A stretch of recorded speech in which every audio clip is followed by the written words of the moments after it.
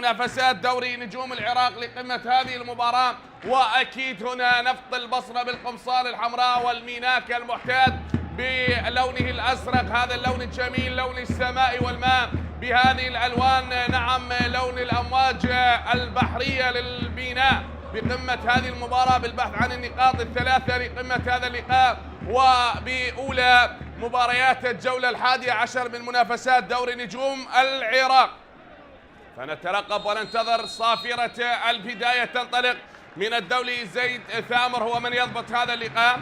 على بركة الله أحبتي نبدأ بالتعريف على تشكيلة الميناء. كتيبة المدرب حسن أحمد، بالحراسة جعفر شديشل، وخط الدفاع المؤلف من عباس سياس، محمد غالب، مجتبى علي، وكذلك مسلم موسى. بينما في خط الوسط محمد خضير، حيدر سالم، وأياد فرحان، كرار جعفر سجاد علاء، ومحمد جبار شوكان.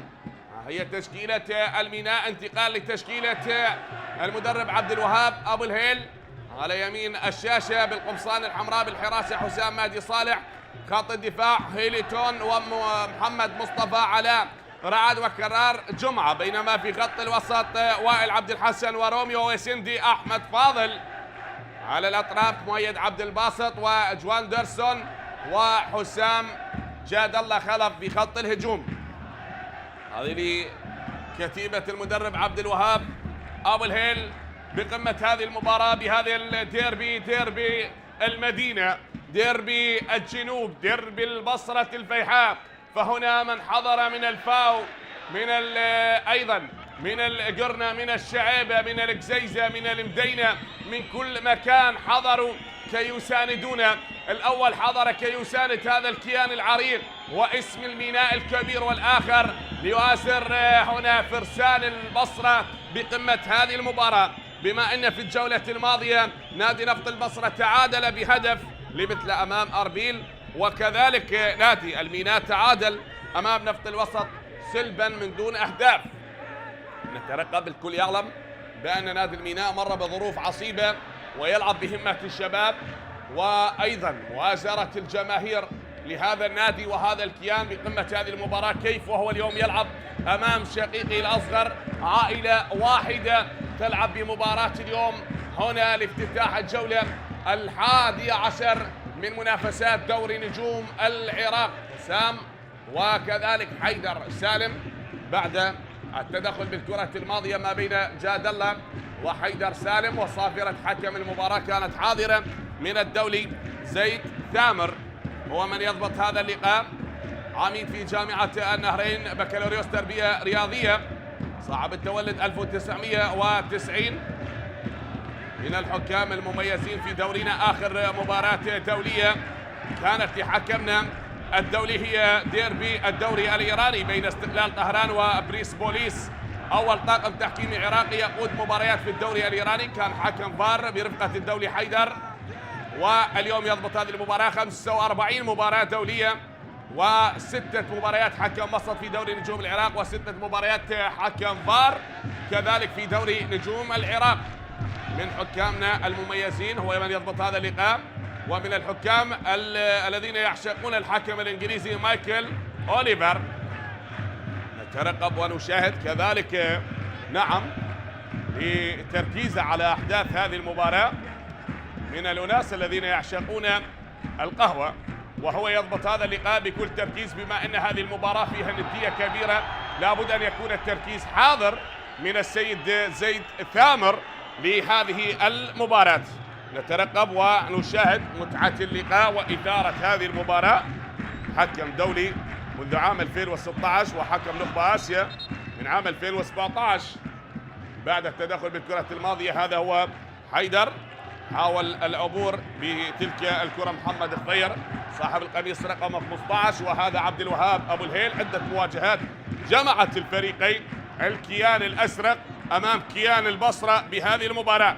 نفط البصرة والميناء، السفانة بالقبطان حسن أحمد الشاطر، وهنا بعطر الهيل كتيبة عبد الوهاب أبو الهيل بقمة مباراة اليوم بالبحث عن هدف أول لهذا اللقاء. فمن يفتتح التسجيل هل نفط البصرة المدجج بالنجوم والمحترفين ولاعبين الخبرة أمام طموح الشباب الميناء؟ حضرت هذه الجماهير من كل مكان، من كل المناطق والأحياء بمدينة البصرة الفيحاء مساندة لقمة هذه المباراة. نعم أحبتي، نترقب ونشاهد فمن يفتتح التسجيل بمباراة اليوم بعد التعادل أمام نفط الوسط سلبا، وهنا من تعادل أمام أربيل كذلك بهدف لمثله. نادي نفط البصرة حقق الفوز بمباراتين، تعادل بأربعة وخسر أربعة، سجل 9 أهداف، استقبل الشباك 10 أهداف برصيدها 10 نقاط، يحتل المركز 18 في سلم الترتيب من دوري نجوم العراق. بينما نادي الميناء كذلك حقق الفوز ب3 مباريات وخسر 5، تعادل بمباراتين، سجل 6 أهداف، استقبل الشباك 17 هدف، وهو الآن يحاول من بوابة نفط البصرة بأن يسجل الأهداف.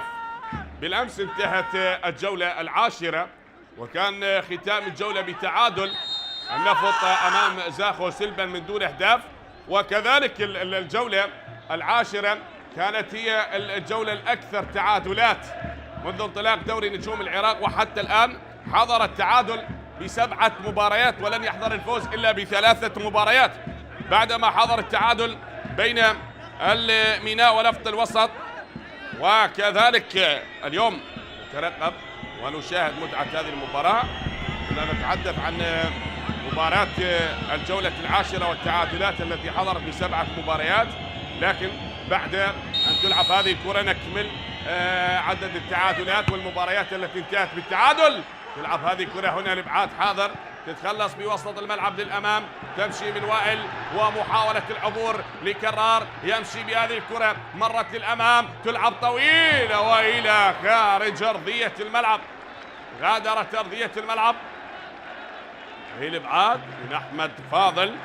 نفط ميسان تعادل امام نوروز بهدفين لمثلها، نفط البصره تعادل بهدف لمثله امام اربيل، نفط الوسط تعادل سلبا مع الميناء، الطلبه تعادل سلبا مع كربلاء، الكهرباء تعادل ب3 أهداف مقابل 3 امام القاسم، والزوراء تعادل امام بغداد سلبا، والنفط امام زاخو تعادل سلبا.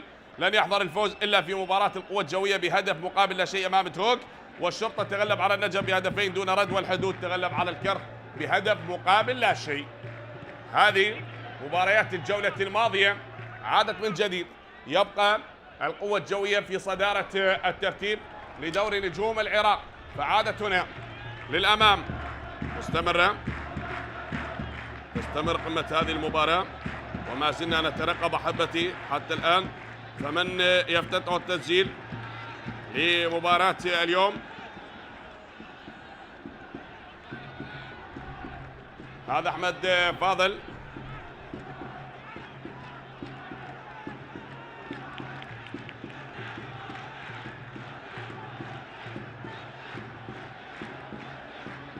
يعني بأعلى رعد، سبق لهذا اللاعب مثل نفط ميسان، وكذلك لعب لنادي الزوراء في هذه المهمة وللموسم الثاني مع نادي نفط البصرة. الاثنين يطمحون ويبحثون عن تسجيل هدف أول خلال أحداث الشوط الأول لقمة هذه المباراة من منافسات الجولة 11 من دوري نجوم العراق. نترقب أحبتي بالوقت ذاته انطلقت كذلك مباراة نفط الوسط والشرطة. الشرطة يبحث عن صدارة الترتيب. نعم، القوة الجوية كذلك عندها مباراة مؤجلة وهو من يتصدر ترتيب دوري نجوم العراق ب25 نقطة، ويليه الشرطة، وبعد نفط ميسان في المركز الثالث، والزوراء في المركز الرابع، نوروز يحتل المركز الخامس، والطلبة بالمركز السادس، والحدود في المركز السابع، بينما النفط يحتل المركز الثامن، والقاسم بالمركز التاسع، وتهوك بالمركز العاشر. أحمد فاضل، يلا بهذه الكرة من أحمد فاضل، فنترقب أحبتي وما زلنا نشاهد استمع لهذه الطبول وهذه الهتافات التي تهتف باسم الميناء وباسم البصرة الفيحاء أمام نفط البصرة بهذه المباراة. فكم هو جميل عندما يلعب الأشقاء هنا بمباراة واحدة الأول يكون خصما للآخر، لكن هناك مثل شعبي مصري يقول بعد الخصام غرام. غرام هذه المباراة، هل سيكون في النهاية بدأ الخصام ما بين الأحبة، ما بين الأشقاء، ما بين أبناء المدينة في كرة القدم؟ يقول حتى وإن كنت شقيقي الأكبر فأنت خصمي في ملعب المباراة. هل يكون خصما بهذه المباراة ويخطف النقاط من شقيقي الكبير، أم يكون هناك كلام للكبير أمام شقيقي الأصغر نفط البصرة؟ فعدت والإبعاد حاضر. غادرت أرضية الملعب، غادرت أرضية الملعب. الكثير من لاعبي نفط البصرة مثلوا نادي الميناء، منهم من الكوادر التدريبية ومن اللاعبين وأيضا من الأسماء الكبيرة ومن الجيل الذهبي اللي مثل نادي الميناء ونفط البصرة، ومن اللاعبين اللي مثلوا الفريقين وسجلوا في صفوف الفريقين. ناصر طلاع واحد من اللاعبين اللي سجل في مرمى نادي نفط البصرة عندما كان لاعبا للميناء، وسجل في شباك الميناء عندما انتقل لنفط البصرة. هذه الكرة لخارج أرضية الملعب. هذا واحد من اللاعبين المميزين ومحمد مصطفى. هذه العادة شاهد الكرة الثابتة الركنية، ومحمد مصطفى حاول لكنها طالت على اللاعب محمد مصطفى وغادرت أرضية الملعب. تعود الآن بهمة الشباب، وبهذه المباراة نترقب ونشاهد من يفتتح التسجيل لمباراة اليوم. هل يكون أول أهداف اللقاء لمصلحة نفط البصرة أو لمصلحة الميناء بقمة مباراة اليوم؟ نعم أحبتي، ما زلنا نشاهد الجولة 11. ماشية الكرة من مسلم موسى، مسلم يلعبها، وهنا بوسط ملعب من مجتبى محمد غالب تلعب طويلة للأمام باتجاه شوكان، وهناك كرار جعفر، كرار جعفر، وتعود بوسط الملعب، تنقطع مرة أخرى. هذه تمريرة ماشية من كرار جمعة بوسط الملعب للأمام، هي مرت الآن مستمرة لعلاء، تمشي من مؤيد عبد الباسط البحث عن زميل، مؤيد لعلاء رعد، على رعد انقطعت من علاء، وتعود مرة أخرى لأحمد فاضل، وبوسط الملعب ما فيها شيء. حكم المباراة يطلب استمرارية اللعب بوسط الملعب للميناء، تنقطع، وعادت هنا للغضب الأحمر لنفط البصرة. عدت وائل عبد الحسن بتمريرة من وائل، لكن تنقطع هنا من الشباب. نعم، ربما سرعة الشباب تفوق الخبرة. إذا كانت الخبرة حاضرة ولا توجد السرعة، فأكيد مهارة الشباب وسرعة الشباب هي من تضيف نكهة المباراة بالبحث عن الأهداف بقمة هذا اللقاء. لكن تبقى الخبرة لها دور كبير بترجمة الكرة في الشباك. ننتظر الخبرة، هل ستتفوق على همة الشباب أم تكون ندية المباراة بسرعة هؤلاء الفتية؟ فهم يبحثون عن هدف. شاءت هذه السرعة ومرت العرضية حاضرة، جول! لا لا لا لا لا، ضاعت كرة الهدف الأول يا سجاد، ضاعت يا سجاد، ضاعت على الميناء. صعب الميناء. شاهد كرار جعفر بعد التوغل بعد المرور لعب هذه الكرة باتجاه سجاد، وخروج غير موفق للحارس حسام مهدي حتى غادرت أرضية الملعب. غادرت أرضية الملعب. ندية هذه المباراة بهذا الإصرار وبهذه الهمة بالبحث عن هدف أول، فينتظرون، هم يترقبون هل سيأتي أول أهداف المباراة ولمن سيكون. النقاط الثلاثة بجعبة من ستكون؟ هل بجعبة المدرب عبد الوهاب أبو الهيل أم بجعبة المدرب حسن أحمد؟ الكلام من الكابتن حسن أحمد، يتحدث مع الكادر المساعد وعادل ناصر في جانب الكابتن. سلامة الحارس حسام مهدي، السلامة لهذا الحارس بعد الخروج باللقطة الماضية هنا في البصرة. نعم يترقبون هذه جماهير البصرة ما شاء الله، هذا الموج الأزرق جميل جدا. اي والله بأحداث البصرة وبمدرجات ملعب البصرة حن قلبي واشتاقية والشوق ذيه بالبصرة، روح تحوم صبح ومسية. هذه البصرة الجميلة، البصرة أم الخير ما منها ثاني، تشبع حلا وحياك قبل الصواني. هذه المدينة مدينة الكرم، المدينة التي احتضنت خليجي 25، وكان الكل يمتدح البصرة بكرمها وبعطائها وبما قدمت البصرة من معطيات كبيرة. عاصمة العراق الاقتصادية، فنترقب هذه الركنية لمصلحة الميناء. الآن نترقب ونشاهد أحبتي، هل سيكون هناك هدف من خلال الكرات الثابتة؟ نعم نشاهد، هي تلعب الآن وتتهيأ محاولة العبور بتسديدة ضاعت يا آيات فرحان، ضاعت يا آيات، غادرت أرضية الملعب يا آيات. آيات فرحان حاول بالكرة الماضية، ما زلنا نترقب، تمشي الآن عرضية وكرة بالراس، يأتي الإبعاد مرة أخرى بوسط الملعب لمصلحة الميناء، وتعود هنا من علاء، تتخلص بوسط الملعب أحمد فاضل مستمرة حتى الآن هنا بندية ولقاء مثير، ما زالت المحاولات وتبادل هذه الهجمات. تشاهد حتى الآن أفضلية وتقدم لنادي الميناء بالاستحواذ على الكرة بأكثر من مرة، ويحاول الوصول لمرمى الحارس حسام مهدي، بينما هنا تراجع لاعبي نادي نفط البصرة. هذا لا يعني انه الانسحاب، بل يمتص غضب الشباب وبيعتمد على اسلوب الخبره. هناك حسام جاد الله يحاول، شاهد هذه الخبره، يحاول مرور من بين 3 لاعبين لكن انقطعت هنا، عادت بوسط الملعب احمد فاضل، وهذا روميو وسندي من روميو، عادت بوسط الملعب روميو البرازيلي، وسندي يحاول العبور والتوغل بهذه الكره من روميو. تستمر ندية المباراة بقمة هذا اللقاء وإثارة هذه المباراة، ندية اللقاء ممتعة حتى الآن.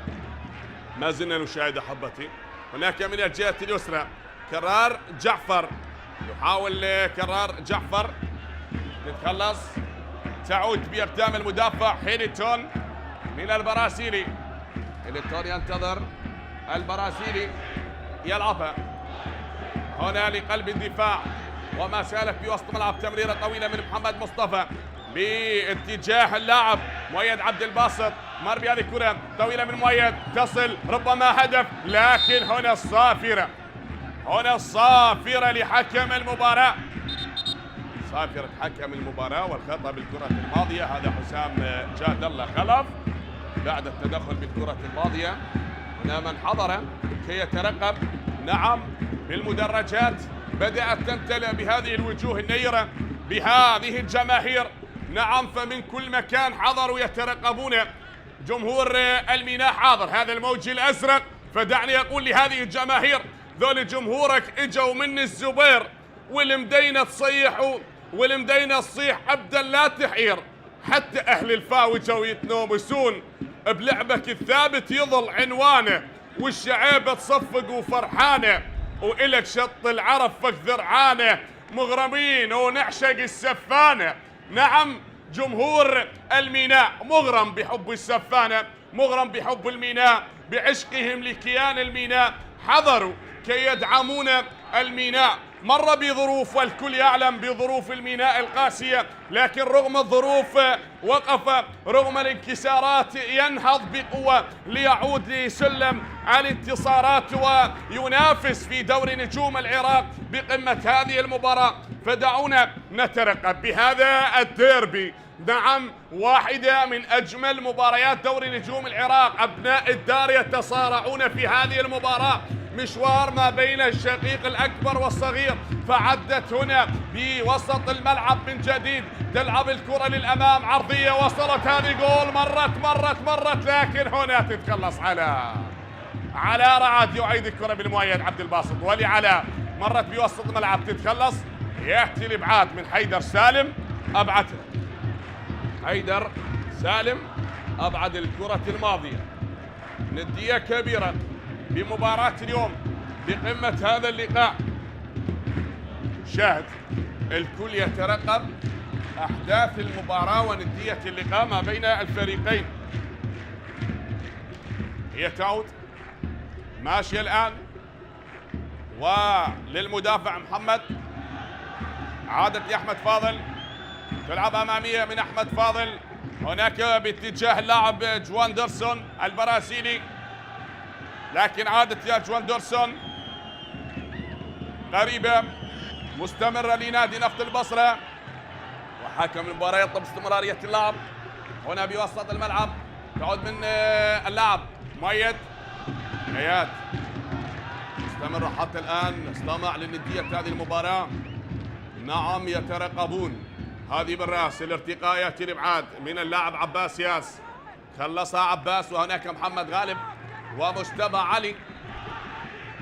عادت هنا نقلة في الجهة اليسرى، كرار عادت للمدافع من محمد، تلعب طويلة عباس أمامية، ارتقاء والصعود بالرأس، تتخلص من كرار جمعة. كرار جمعة أبعد الكرة الماضية يا كرار، عادت هي بوسط الملعب حتى الآن، فتعود للحارس جعفر شنيشل. من شنيشل عادت بنفس الاسلوب، طويله وبالراس، هذا الارتقاء، تتخلص الان مره اخرى، تمشي لنفط البصره، تسديده من مكان بعيد، مرت بعيده الى خارج ارضيه الملعب، تسديده اللاعب روميو، وشندي سدد من مكان بعيد وغادرت ارضيه الملعب. قمه هذا اللقاء ما بين الفريقين ونديه المباراه هذه، الاعاده لتسديده البرازيلي من مكان بعيد حتى غادرت ارضيه الملعب. ما زلنا نشاهد احبتي، فعادت الان بوسط الملعب لكابتن الفريق احمد فاضل، يلعب من احمد تتهيا وتعود بوسط الملعب روميو لاحمد، لكن تنقطع هنا من سجاد، مرت لكرار باقدام حيدر، وهنا التمريره تمشي من محمد خضير، عدت لسجاد، ما زالت مستمره، هل تعدي؟ يلا الان تمشي من كرار جعفر يحاول المرور بهذه الكره من هذا الصغير، يعيد الكره لسجاد من محمد، تلعب هناك يا محمد خضير والى خارج ارضيه الملعب. هذا اياد فرحان بعد التمريره من محمد خضير. مباراه ممتعه حتى الان، بينما التعادل هو المسيطر على احداث المباراه، لا شيء نفط البصره ولا شيء للميناء. عادت لنفط البصره مره اخرى على رعد، هيليتون باتجاه لاعب محمد مصطفى، ينتظر من هيليتون، يحاول البرازيلي تمريره لوائل عبد الحسن، تمشي جوان ديرسون، هناك للاعب كرار جمعه في الجهه اليمنى من كرار، عادت لوائل بوسط الملعب، احمد فاضل، من احمد فاضل يتوغل، يلعب كره طويله للامام باتجاه اللاعب على رعد من الجهة اليسرى، البعض عن زميله، يعيد هذه الكرة من علاء واحمد فاضل، لكن انقطعت هنا همة الشباب، تمشي محمد لمجتبى، يلعبها بوسط الملعب، خاطئة هذه التمريرة، والمباراة ما زالت مستمرة حتى الآن.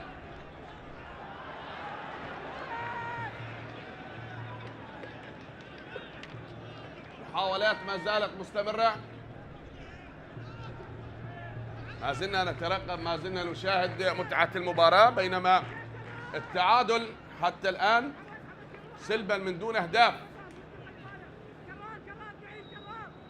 هي تعود هيليتون لمحمد مصطفى، يعيد هذه الكرة محمد مصطفى بتمريرة هناك لكرار، ما زالت مستمرة، والكرة قريبة لدفاعات نادي نفط البصرة بالبحث عن أول أهداف المباراة.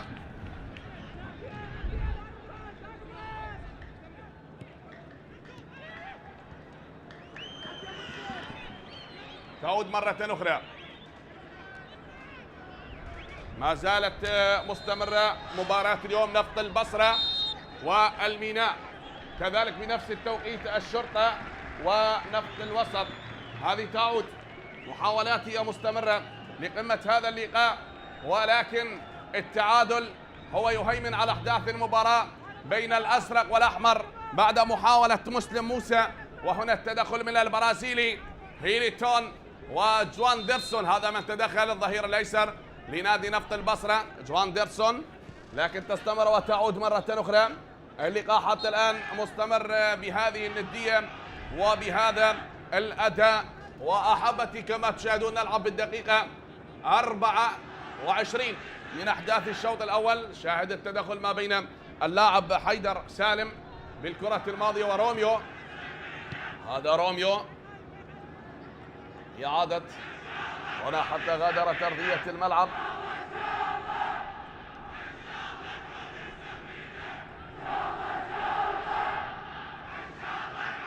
شاهد هي تعود. تستمر هذه المباراة بالتعادل. الميناء يحاول، هي عدت هنا تمشي لنادي الميناء بهجوم من الجهة اليمنى، لكن عدت وطالت على اللاعب سجاد وغادر أرضية الملعب.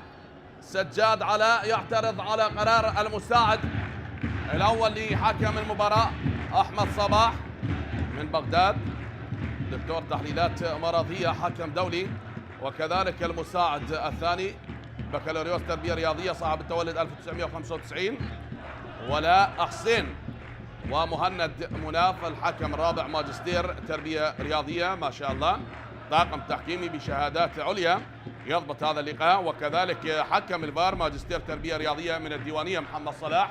عادت من جديد هي بوسط الملعب. قمة هذا اللقاء مستمر بالتعادل ما بين الميناء ونفط البصرة في ديربي البصرة بملعب الفيحاء بتمريرة هناك باتجاه لاعب مسلم موسى يحاول، هل تكون عرضية حاضرة؟ مسلم يقترب من منطقة العمليات، عرضية تصل هنا من سجاد بتسديدة وصلت لأحضان الحارس حسام مهدي. سجاد علاء سدد ولكن وصلت سهلة للحارس حسام مهدي، تتخلص بالراس وابعدت من عباس إلى خارج أرضية الملعب.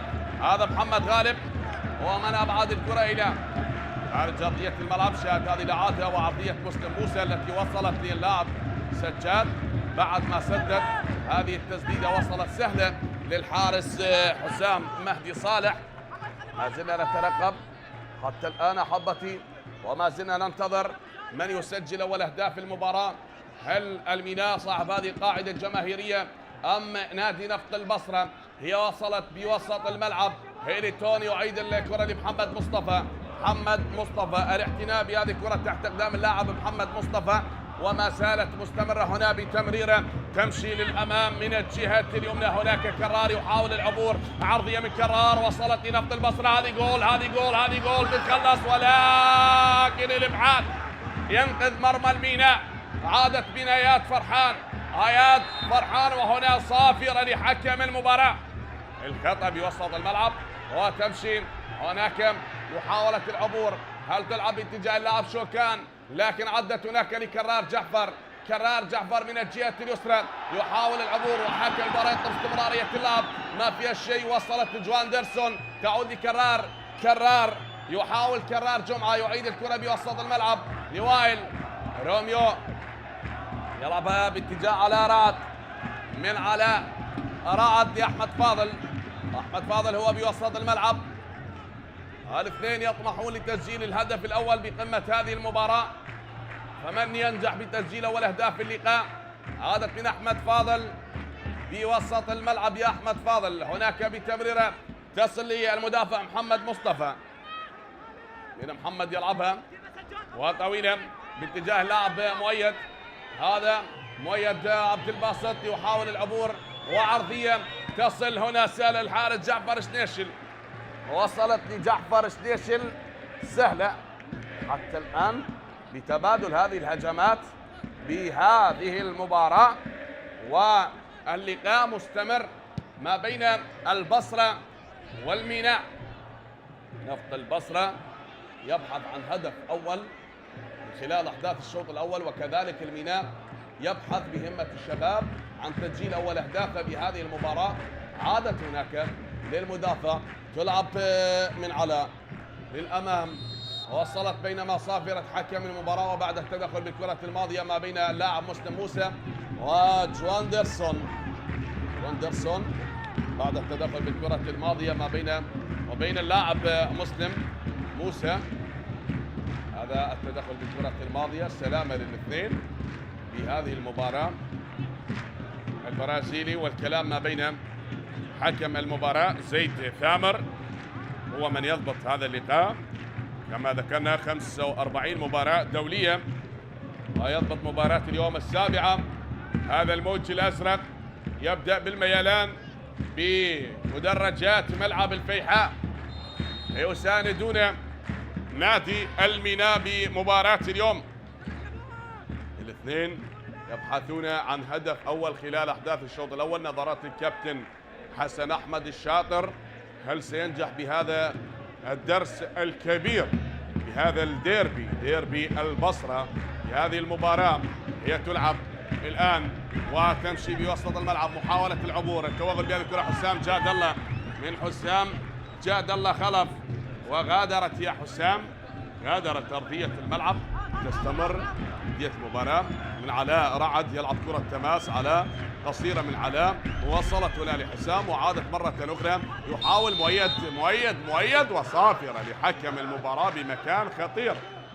ارتكاب هكذا أخطاء بمثل هكذا أماكن ربما تكلف الفريق. خطأ على اللاعب سجاد علاء في هذا المكان. هل يستفيد نفط البصرة من تنفيذ هذه الكرة الثابتة؟ ركلة حرة مباشرة الآن بعد التدخل من اللاعب سجاد علاء، وكانت هناك صافرة لحكم المباراة واحتساب خطأ لمصلحة اللاعب مؤيد عبد الباسط. لاعب للزوران يربيل الميناء، مؤيد عبد الباسط يكتسب خطأ بمكان خطير، ولنفط البصرة تلعب هذه الكرة ثابتة والإبعاد. نعم، هي غادرت أرضية الملعب، تسديدة اللاعب كرار. شاهد حاول ولكنها بعيدة إلى خارج أرضية الملعب بعد ما تدخل كرار جمعة بالكرة الماضية بوسط ملعب من مسلم. يلعبها هنا، تمشي من مسلم لمحمد، هناك من محمد خضير، عادت وما زالت لنادي الميناء بوسط الملعب مرة أخرى. تمشي محمد لحيدر، حيدر تتخلص من اياد، انقطعت هنا من احمد فاضل وماشيه من روميو يحاول الاعتناء بالكره تحت اقدام اللاعب روميو. التوغل عادت من احمد فاضل والبحث عن زميل، يلعبها اماميه طويله، هي وصلت لكنها طالت على اللاعب مؤيد، وهذا علاء رعد. الكره الماضيه وكانت هناك رايه وصافره لحكم المباراه. حكمنا الدولي زيد ثامر هو من يدير هذا اللقاء، لقاء الديربي، لديربي الجنوب، ديربي البصرة. طويلة، عدة مواجهات جمعت الميناء ونفط البصرة، 26 مواجهة على مستوى دوري العراقي، دوري نجوم العراق. عادت 8 انتصارات لنادي الميناء و7 انتصارات لنادي نفط البصرة.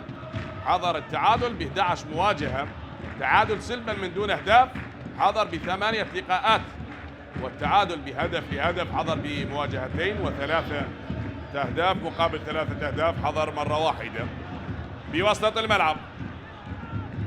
هل يعزز نتيجة الانتصارات وليكون الانتصار التاسع لنادي الميناء من خلال مباراة اليوم، أم يكون الثامن لنادي نفط البصرة من خلال مباراة دوري نجوم العراق؟ ولحساب هذه الجولة 11 من منافسات دوري نجوم العراق. هنا نقلة لسجاد على، هل يرجع الكرة سجاد؟ نعم، وعرضية من سجاد، وصلت هنا العرضية بالراس، يأتي الإبعاد، هيليتون تتخلص من هيليتون لأحمد فاضل، وغادرت أرضية الملعب، غادرت أرضية الملعب لأحمد فاضل. تعود للسجاد، حيدر لسجاد، سجاد ماشي يا سجاد، عادت لحيدر، سالم من نقلة هناك من سالم لمحمد خضير، يلعبها باتجاه مسلم موسى، العرضية حاضرة وبعيدة يا مسلم موسى، لكن سجاد وعلاء رعد أبعد الكرة إلى خارج أرضية الملعب، مبعدة من علاء رعد.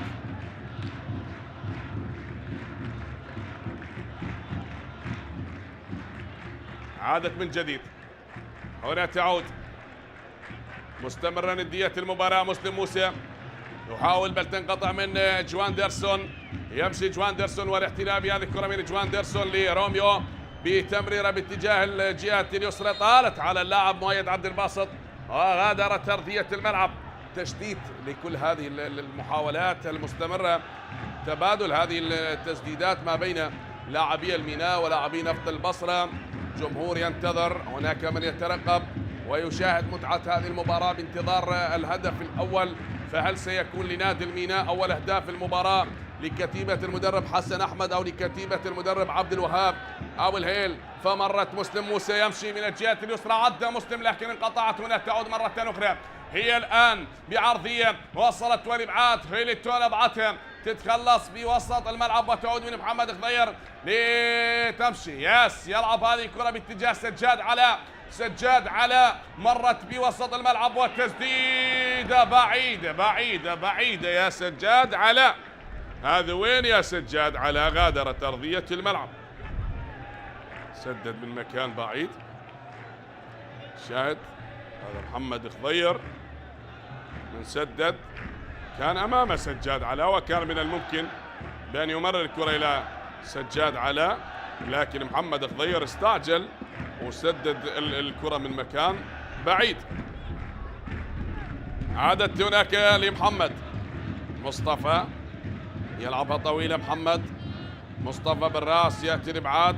محمد من عباس لمجتبى، تتخلص وصافرة هنا الخطأ بعد التدخل بالكرة الماضية بين اللاعب أحمد فاضل، وهذا هو سجاد علاء وأحمد فاضل يرتكب خطأ.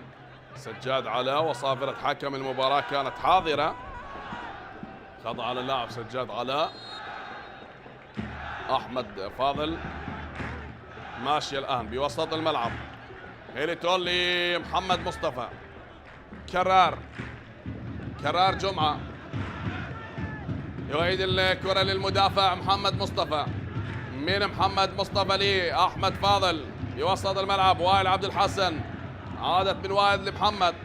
محمد مصطفى يتوغل ينتظر بالبحث عن زميل، عادت لأحمد فاضل، من فاضل فتعود لهيلتون.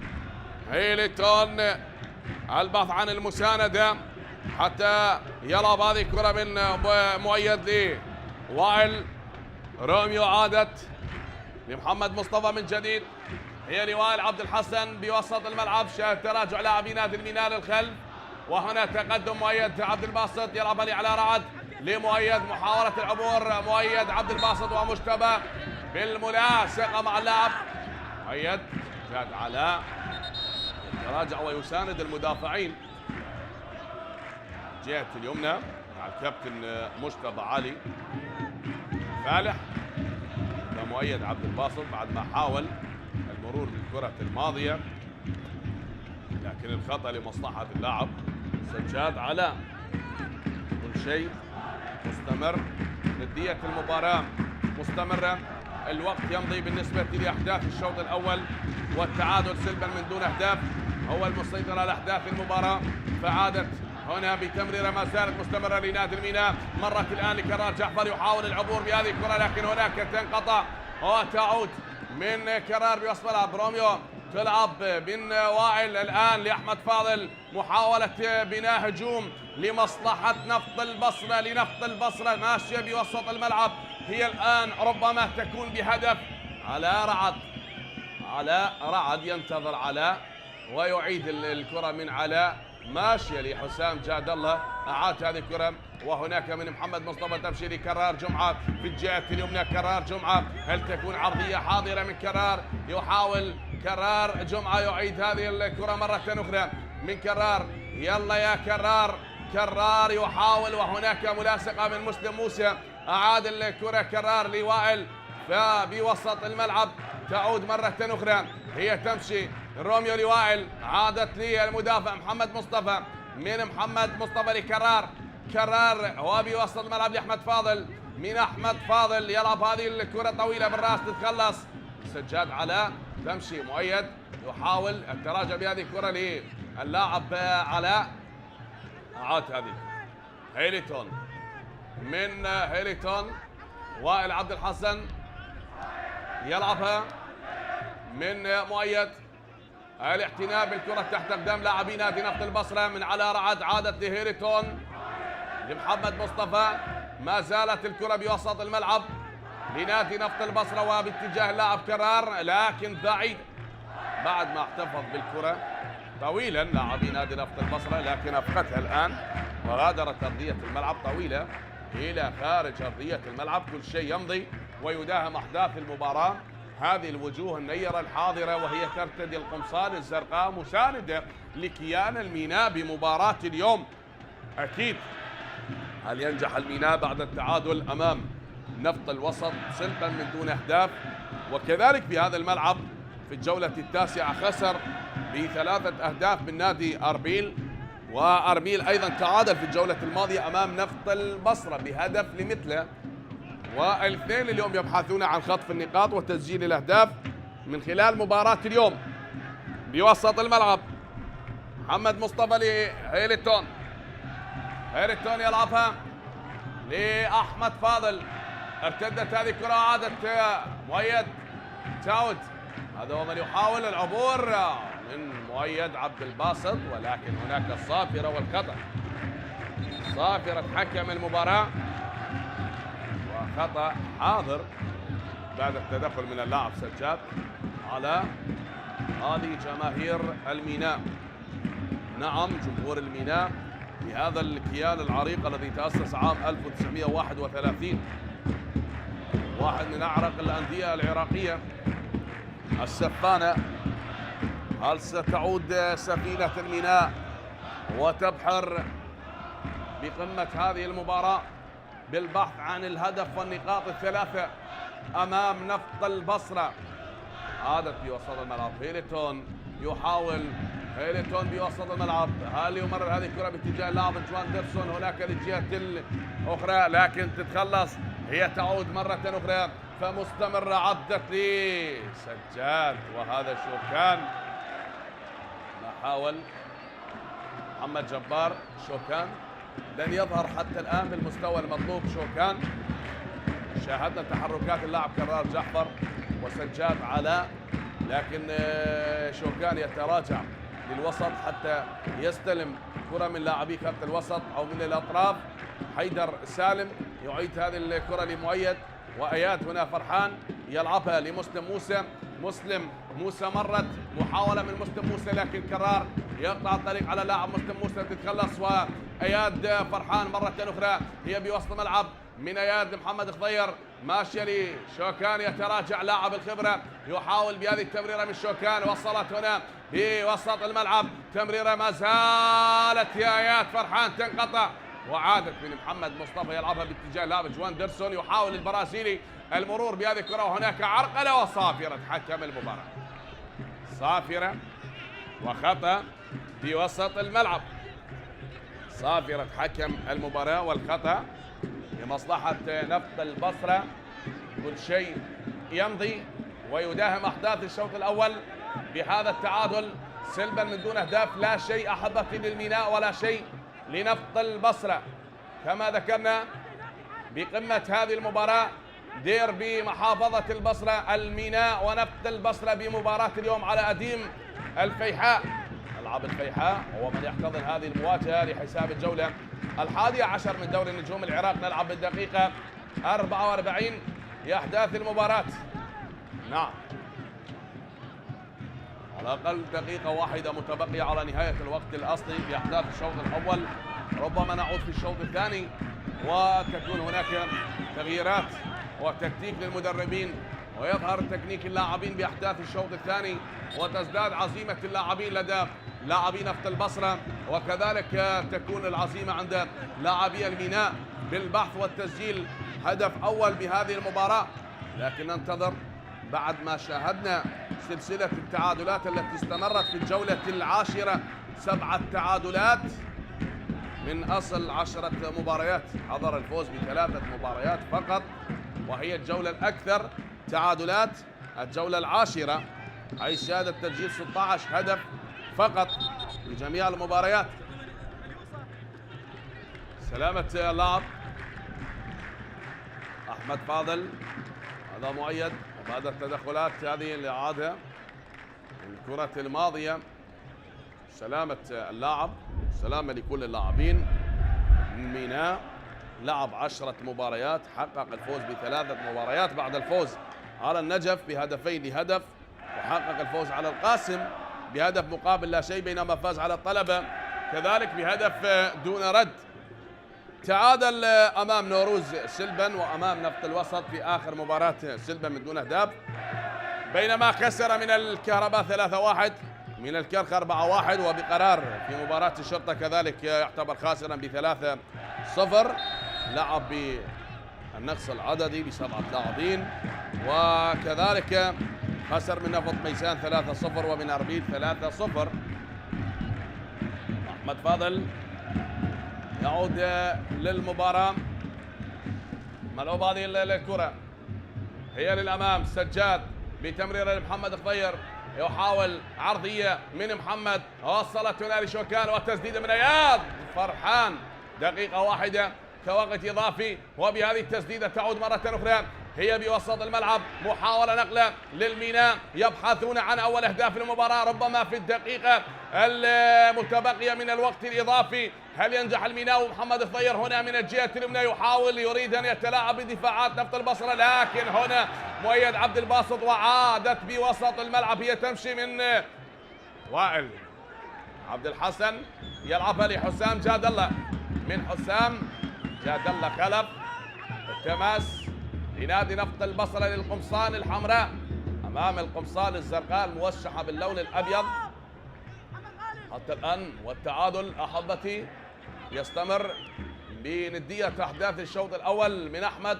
تمريرة هي روميا، عادت جوان ديرسون يلعبها باتجاه كرار جمعة، كرار جمعة باللحظات الأخيرة من الوقت الإضافي، وكرة بالراس تتخلص وركنية أبعدت من المدافع مجتبى، خلصها والركنية والكرة الأخيرة بأحداث الشوط الأول. شاهد محمد غالب وعلى التنفيذ البرازيلي روميو، وسندي هو على التنفيذ، على التنفيذ يا روميو، يلعب هذه الركنية روميو والكرة بالراس تتخلص، وصافرة الدولي زيد ثامر تعلن عن نهاية الشوط الأول بالتعادل سلبا بعد محاولات لاعبي نفط البصرة ومحاولات لاعبي نادي الميناء، وأكيد ستكون قراءة للمدربين في الشوط الثاني. نعود بعد الاستراحة لنكمل معكم أحبتي أحداث الشوط الثاني إن شاء الله بعد الاستراحة ما بين الشوطين.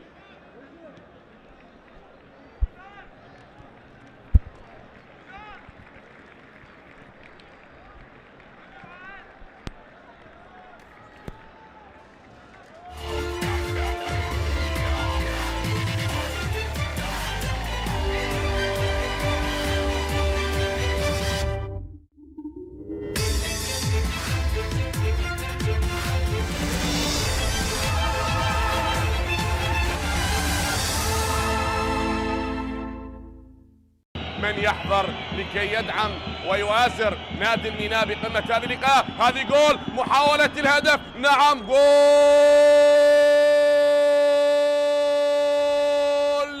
أمجد راضي هو القاضي، هو القاضي يسجل أول أهداف المباراة. شاهد هذه هي التمريرة، هل الكل يظن بأنها الراية والتسلل، لكن قرار حكم المباراة يشير بأن الهدف الأول لمصلحة نادي أربيل. فيها يا جماعة توقف المدافعين، ونعم لن يكون هناك أي قرار لحكم المباراة، وبالآخر الهدف من حميد، وشيركو يخطف هذه الكرة، شيركو بالمرور من الجهة اليسرى، شيركو خطير، تسديد الشيركو، جول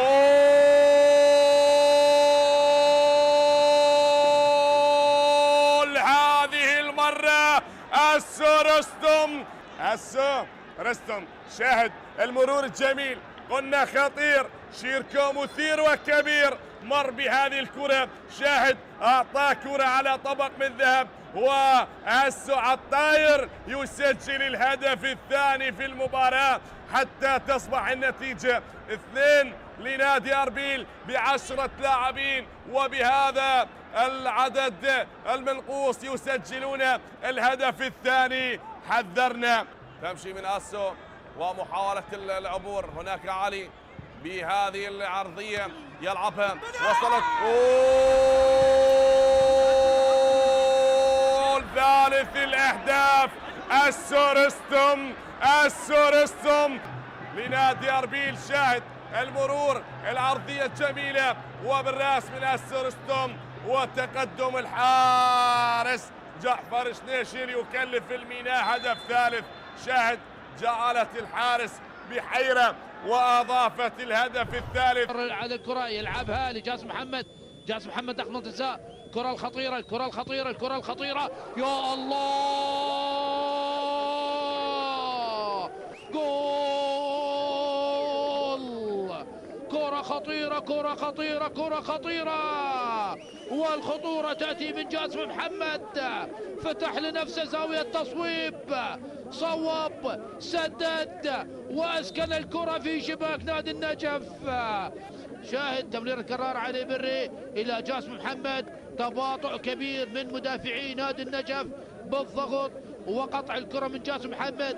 جاسم محمد استغل هذا التباطؤ وصوب تصويبة قوية وصعبة على رضا عبد العزيز، كون الكرة لعبها في الزاوية الصعبة. يعني إذا ما تكلمنا ما بين تصويبة حسين طالب لاعب نادي النجف وتصويبة هذا اللاعب جاسم محمد. يحاول تمريرة جميلة لأحمد علي، العرضية خطيرة خطيرة خطيرة، يا الله، في بداية شوطها الثاني.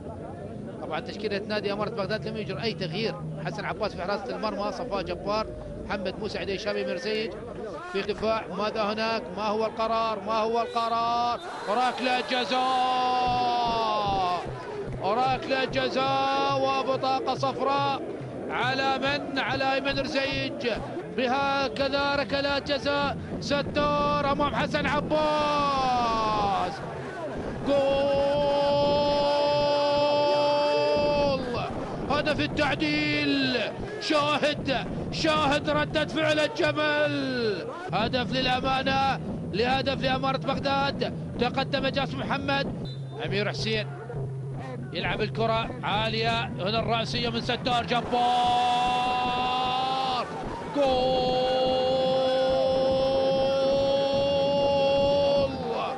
حسين طالب في مرة أولى وثانية وثالثة وينجح في الرابعة. حسين طالب يسجل الهدف الثاني لمصلحة نادي النجف، ويسجل الهدف الثاني. شوط ثاني أزرق، شوط ثاني لغزلان البادية. شاهد هنا الإعادة، رأسية ستار جبار الذي حلق عاليا، ذكرتنا برأسيات سلمان حسين يا ستار يا جبار. هكذا ارتقاء كان لسلمان حسين وابعاد من حسن عباس، وحسين طالب أكمل الكرة في المرمى. مرة أخرى إلى عبد المجيد والتسديدة إلى سجاد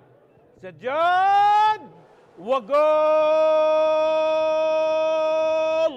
للقيثارة سجاد جاسم بهدف جميل، بهدف صعب، لا صغر ولا ثلاثة من الصغر، يعني يردون هذه الكرة. هدف أول للشرطة، هدف أول للقيثارة بالدقيقة 8 عن طريق سجاد جاسم. الله يا سجاد جاسم يفتتح التسجيل للقيثارة للشرطة بهدف جميل. هدف أول لسجاد، لاحظ الله، صعبة رائعة.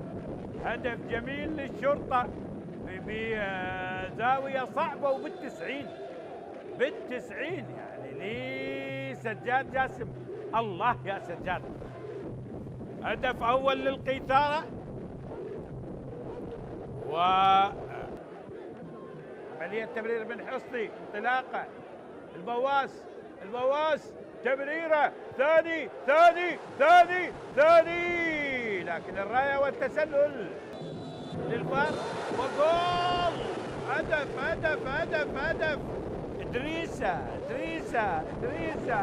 انيانج، ثاني للقيثارة، ثاني للشرطة، والقيثارة إلى الصدارة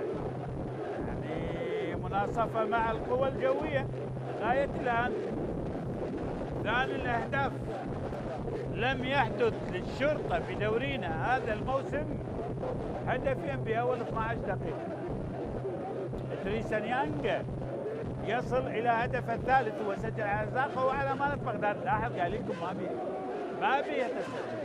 إدريس على يمين صقر حديد، لاحظ رسمها السوري إلى السنغالي وفي المرمى عن طريق إدريس نيانج. إدريس للشرطة بهدف ثاني. التمرير لسجاد جاسم، الانطلاقة من سجاد خطيرة للشرطة لكن الإبعاد.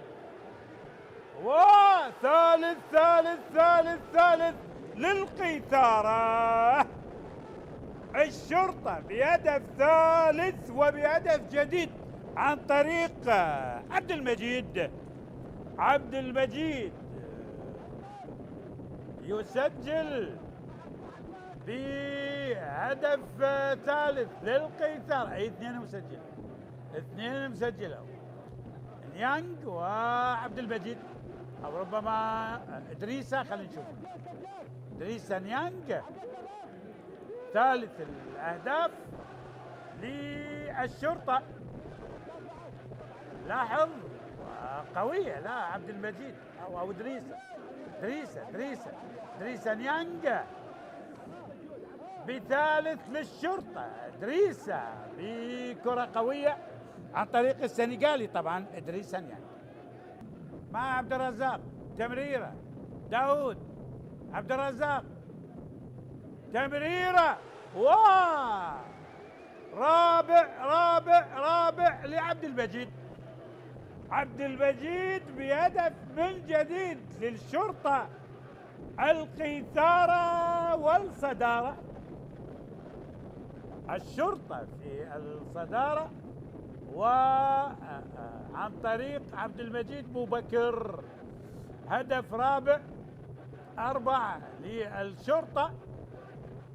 والشرطة ما أروع في هذا اللقاء برغم الإصابات لكن شوف عبد الرزاق هاك روح قول لعبد المجيد.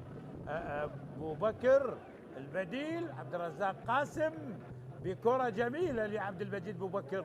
هدف رابع للشرطة. محمد سامي بمواجهة حيدر جمال الدين لنوروز. ركلة الجزاء يتقدم والتنفيذ. جول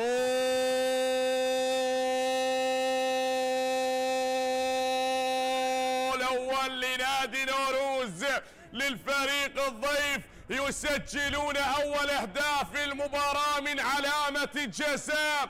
محمد سامي يسجل الهدف الأول بالمباراة. هل يكون الشوط الأول من الكرة الأولى الخطيرة يسجل من خلالها بعد احتساب ركلة الجزاء؟ أيمن يتقدم. الله!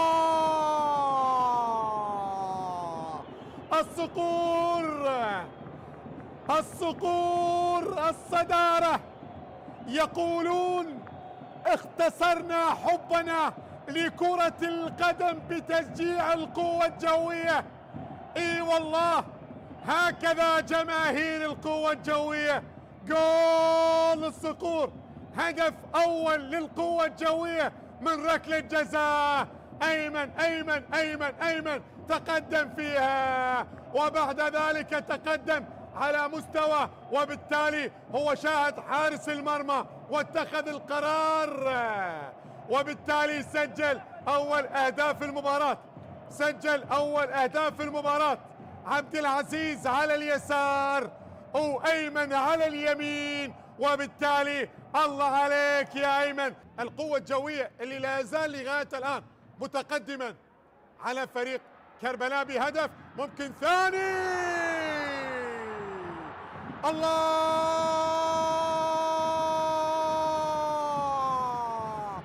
جول!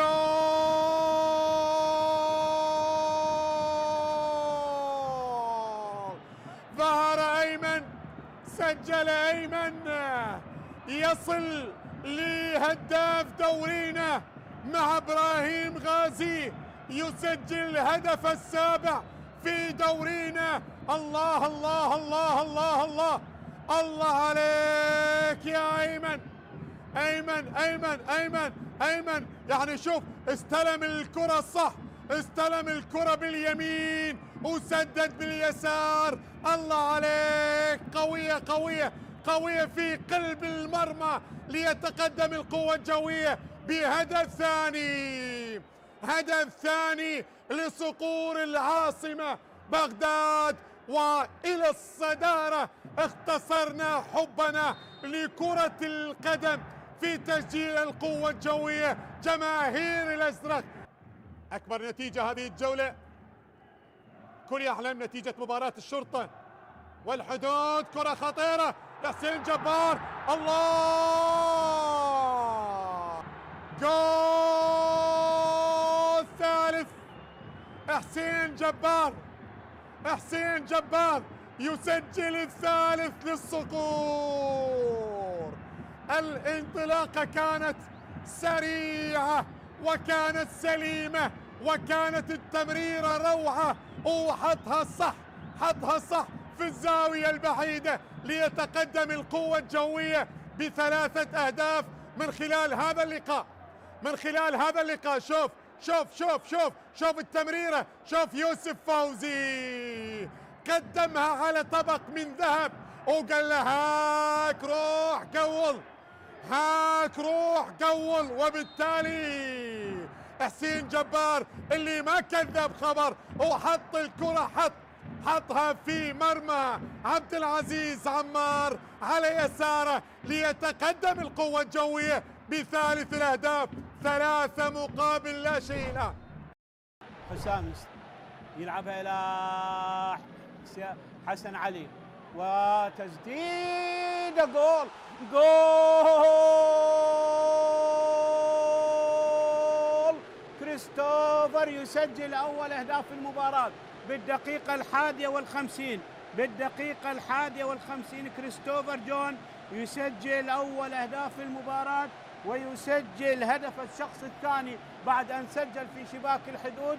شوف كرة لعبها وحارس المرمى اللي كان متقدم يتحمل مسؤولية هذا الهدف عمار علي وكريستوفر جون بويل.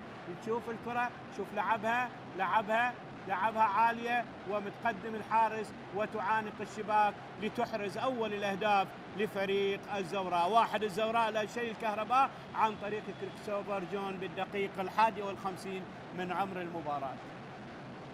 نتائج مباريات الجولة التاسعة، أمانة بغداد خسر من النجف 2-1، الميناء خسر من أربيل 3-0. قرار الحكم ركلة حرة اللعب الكرة وبالرأس وجول.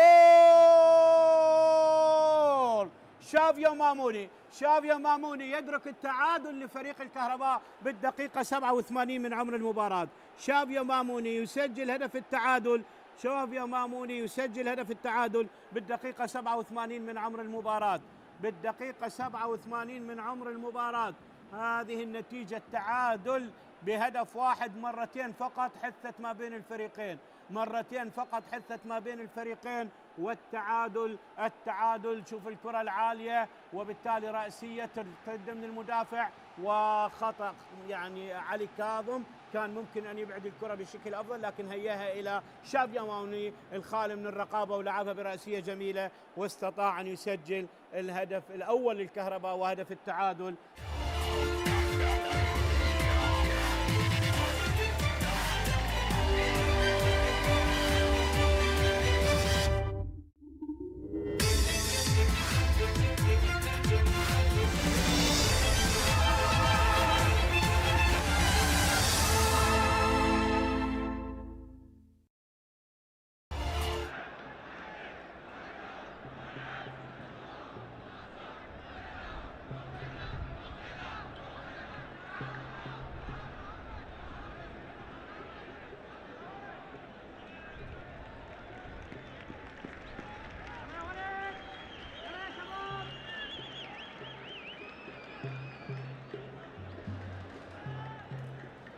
اهلا ومرحبا بكم احبتي، عوده لاحداث الشوط الثاني بعد ما تركنا الشوط الاول ينتهي بالتعادل سلما من دون اهداف. فما هي الخطه التي رسمها الكابتن عبد الوهاب ابو الهيل وما هي الخطه التي رسمها الكابتن حسن احمد لمجريات الشوط الثاني؟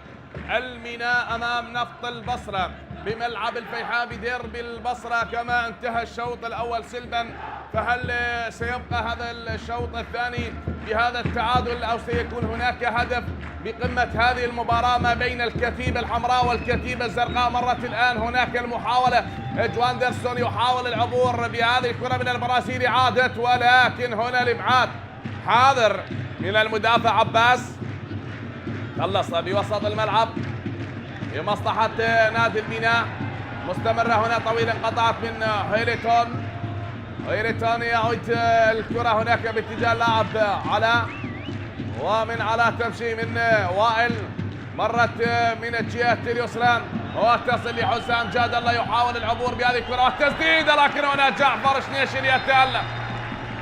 جعفر شنيشل يتألق ويتصدى ببراعة لتسديدة حسام جاد الله.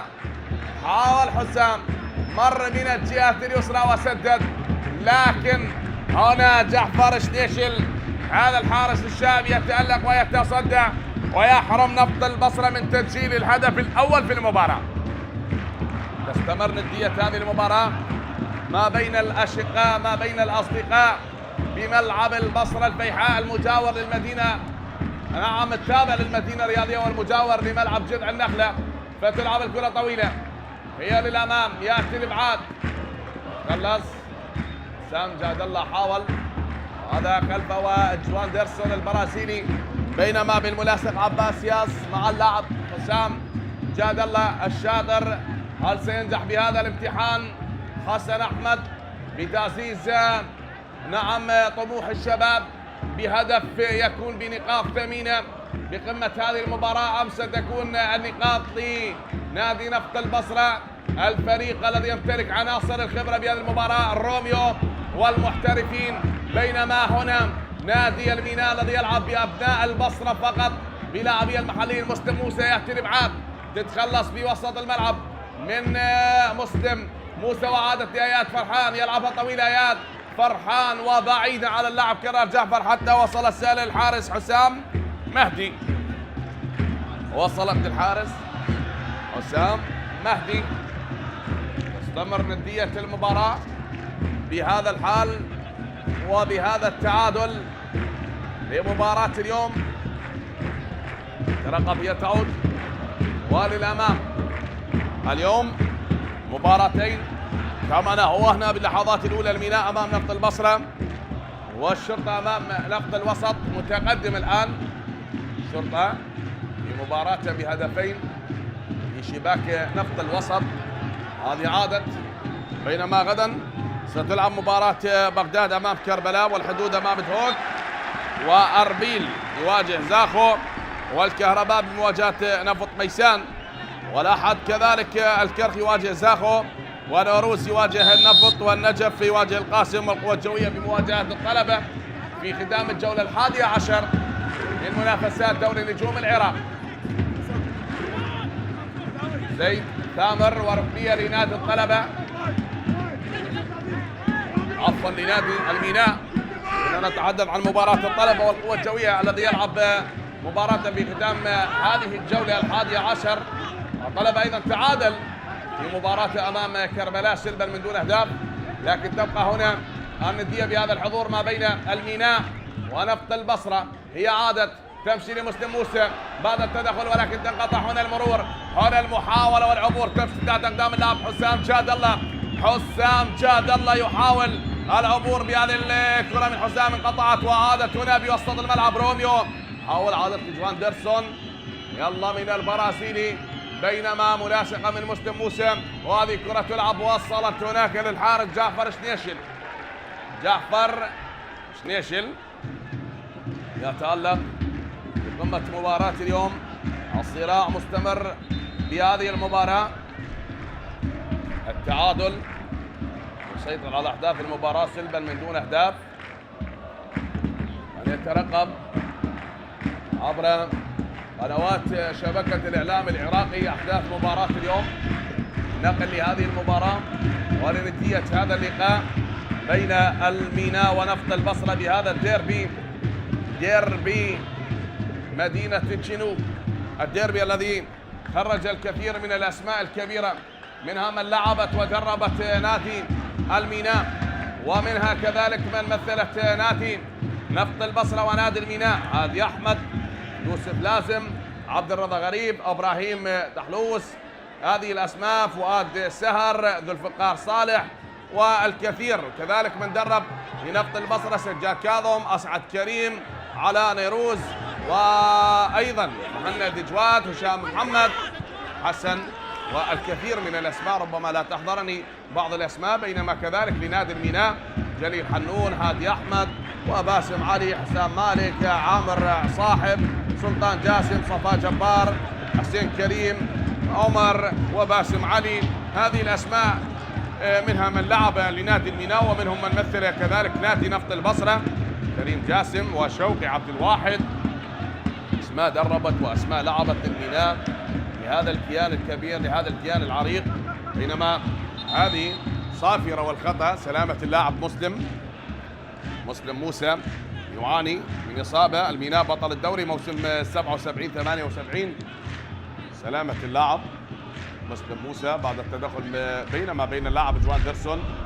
سلامة هذا اللاعب مسلم موسى من الأسماء التي أشرفت على تدريب كرة الميناء، واحد من أساطير كرة الميناء الكابتن هادي أحمد، وأيضا الكابتن عبد السلام، غازي فهد. هذه الأسماء، الكابتن فالح حسن، جميل، هذه عادت هنا جماهير تحتفل، جميل علي، ومارين أيون، حسام السيد، أسعد عبد الرزاق، الكثير من الأسماء. وفي الآونة الأخيرة هو من أشرف على تدريب الميناء في مباراة أمام نوروز، وأيضا خطف نقطة ثمينة هناك من ملعب السليمانية، الكابتن سعد عبد الرزاق، شاكر إسماعيل، كريم محمد، المرحوم صبيح عبد علي، جليل حنون، عادل ناصر، أيضا نائب رئيس الهيئة الإدارية، عقيل هاتو. هذه الأسماء مثلت ولعبت للميناء، ومنها دربت مخلص عبد الستار، محمد الطير، ناصر طلاع، نواف فلاح، نايف، وحسام إبراهيم، والكثير من الأسماء تطول القائمة. قائد ماجد، علي عباس أبو هيام، محمد حسين العلوي، والكثير من الأسماء اللي مثلت السفانة. هنا تعود، نعم، كان التبادل ما بين الميناء ونفط البصرة باللاعبين، فأغلب لاعبي البصرة مثلوا كيان السفانة ونفط البصرة. هذه غادرت أرضية الملعب. هنا بتمريرة تستمر ندية المباراة بهذا اللقاء لحساب الجولة 11 من دوري نجوم العراق. شاهد هذه الإعادة التي غادرت أرضية الملعب. 26 مواجهة بين الميناء ونفط البصرة. فاز الميناء ب8 مواجهات والبصرة ب7 مواجهات، حضر التعادل ب 11 مواجهة. موسم 2005 4-1 يوم 11/3 يوم سجل عمار حسين وأحمد حسن وناصر طلاع هدفين. كذلك علاء كامل سجل هدف واحد في المباراة التي انتهت ب4 أهداف مقابل هدف وحيد لنادي الميناء على حساب نفط البصرة. كذلك في نفس الموسم 2005 في مباراة الإياب 3-1 لنادي الميناء. يوم 2/12 سجل يوم اللاعب سجاد عبد الكاظم وأسامة شيال ونواف فلاح، بينما لنفط البصرة علاء عاصي بتلك المباراة سجل الهدف الوحيد. كذلك 3-1 موسم 2016 23/1 سجل إحسان هادي هدفين ونواف فلاح سجل هدف، وياسر سعدي بتلك المباراة سجل الهدف الوحيد لنادي نفط البصرة. محاولة عادت من النتائج الكبرى التي جمعت الفريقين نتحدث بها على مسامع الجماهير العراقية في عادة هذه اللقاءات التي تجمع نفط البصرة بشقيقه الأكبر الميناء. هنا التوغل ومحاولة العبور بالبحث عن أول أهداف المباراة، لكن الإبعاد حاضر، تتخلص وتعود مرة أخرى.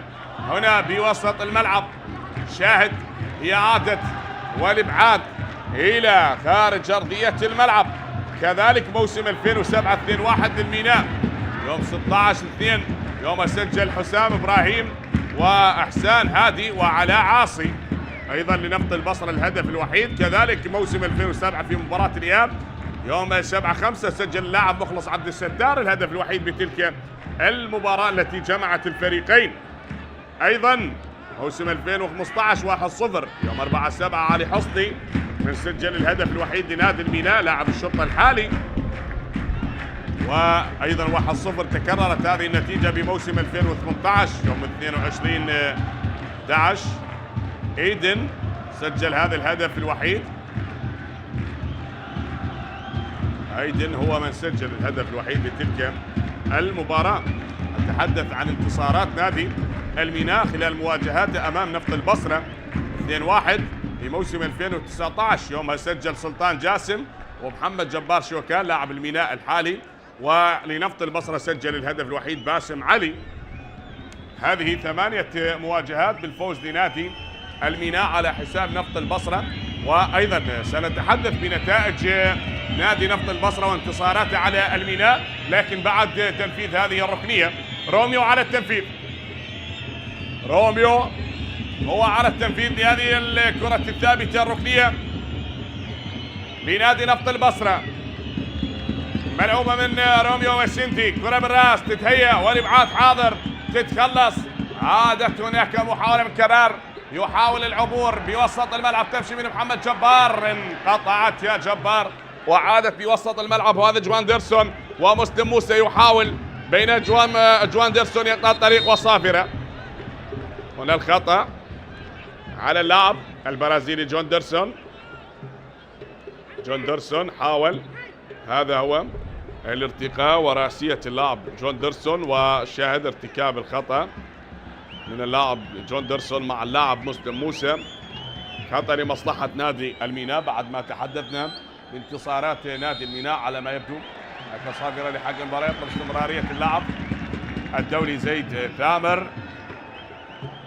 الفوز الأول كان لنادي نفط البصرة خلال مواجهاته أمام نادي الميناء بموسم 2005 24-1 بهدف مقابل لا شيء لنادي نفط البصرة يومها سجله اللاعب غيث مجيد الهدف الوحيد لتلك المباراة. أيضا تكررت هذه النتيجة بموسم 2009 لنادي نفط البصرة يوم 20/3 يوم سجل ناصر طلاع الهدف الوحيد لنفط البصرة عندما انتقل من الميناء لنفط البصرة. كلام ما بين شوكان وحكم المباراة والاعتذار من كرار جمعة. محمد مصطفى بعد التدخل بالكرة الماضية بينما بين اللاعب محمد الخضير. هذا التدخل بقوة وارتكاب هذه الأخطاء ربما تؤثر الإصابات، وما زال الكلام مستمر ما بين حكم المباراة ولاعبي الفريقين والاعتذار من شيم الكبار يا شباب. نعم، بالخصوص إذا كانت المباراة ما بين الأشقاء، بين الشقيق الأكبر والأصغر. هذه المباراة تلعب التماس. هنا شوكان يحاول العبور عرضية ماشي،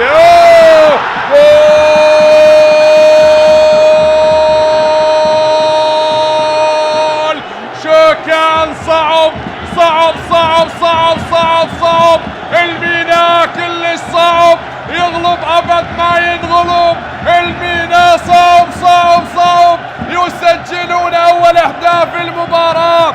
الهدف الأول لنادي الميناء عن طريق شوكان.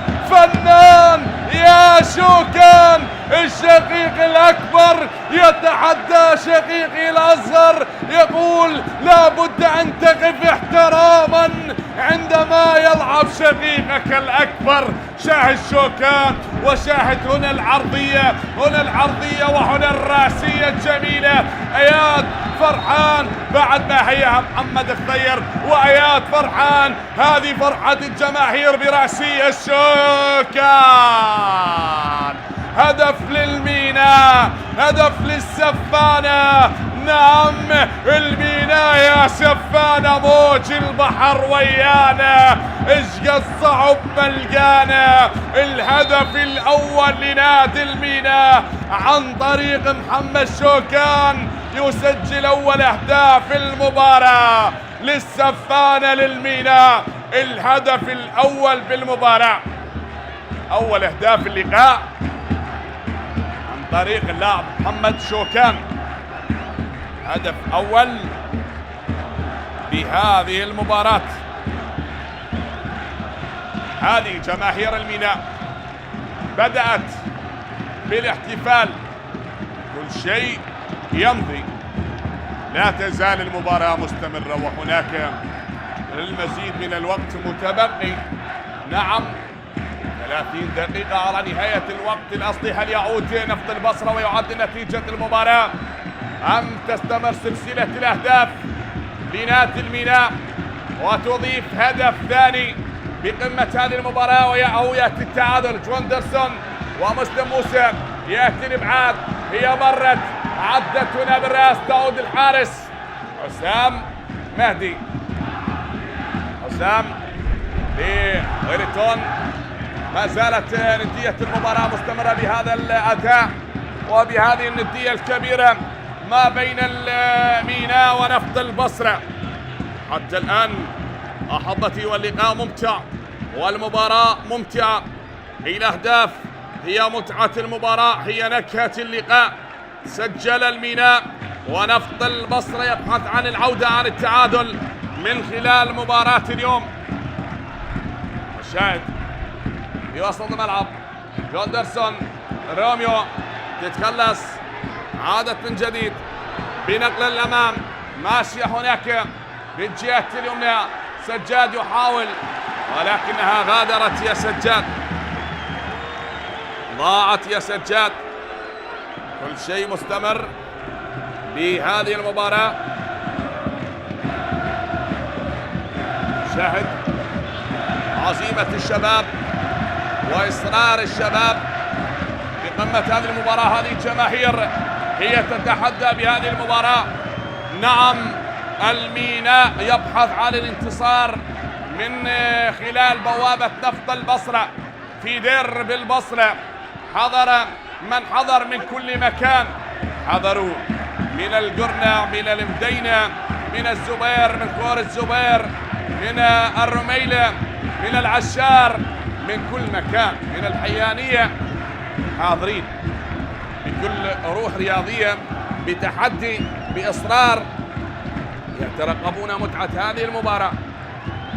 عادت من جديد، هي قريبة، جوندرسون يحاول لنفط البصرة، ضاعت نفط البصرة، يحاول ويبحث عن التعادل بعد التعادل أمام أربيل بهدف لمثله، يريد أن يسجل هدف التعادل أو يخطف بطاقة النقاط الثلاثة من خلال مباراة اليوم. عنده عناصر خبرة، عنده لاعبين يتمكنون نعم من السيطرة في المباراة. تمشي هذه الكرة بالشوكان، شوكان لاعب الخبرة، ومرت هنا محمد يحاول، عدت للأمام، تمشي من جعفر، كرار جعفر غير الأيسر، وحكم المباراة يطلب استمرارية لعب الإبعاد. حاضر تتخلص وتبعد من اياد فرحان، ابعدها الى خارج ارضيه الملعب، غادرت ارضيه الملعب. نديه المباراه. شاهد هذه المحاوله من اللاعب كرار جعفر، هذا اللاعب حاول المرور، حاول العبور، لكن محمد مصطفى يعترض طريق هذا اللاعب، وكانت هناك المطالبه من لاعبين نادي الميناء بعد تدخل اللاعب محمد مصطفى المدافع.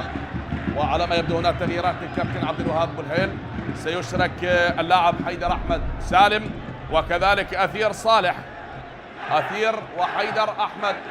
بهذه اللحظات احمد فاضل يترك ارضيه الملعب، وهنا حيدر احمد بدلا من اللاعب احمد فاضل، كذلك روميو يترك ارضيه الملعب، واثير صالح ويشترك الان. احمد فاضل غادر وروميو، أثير صالح هل سيتصل بشباك الميناء ويسجل هدف التعادل لقمة هذه المباراة؟ نترقب ونشاهد أحبتي. هناك من ينتظر بأن تكون الفرحة هي لا تخرج من بيت البصرة، فهي تبقى بالبصرة وبملعب البصرة بملعب الفيحاء، وأكيد الفرحة لا تغادر محافظة البصرة، سواء كان الفوز لمصلحة نادي نفط البصرة أو لمصلحة نادي الميناء، لكن تبقى الأمور وحسابات الأمور هي بأرضية الملعب. من يتفوق بهذه المباراة ومن يخطف النقاط الثلاثة؟ نعم أشقاء، كلنا نعلم من أبناء الدار، لكن في منافسة كرة القدم هناك حسابات، هناك أهداف، هناك نقاط، هناك تعادل، هناك فوز وخسارة. ننتظر حتى النهاية لهذه المباراة، من سيربح هذه المباراة، من يربح هذه المعركة، هل كتيبة أبو الهيل أم كتيبة الشاطر؟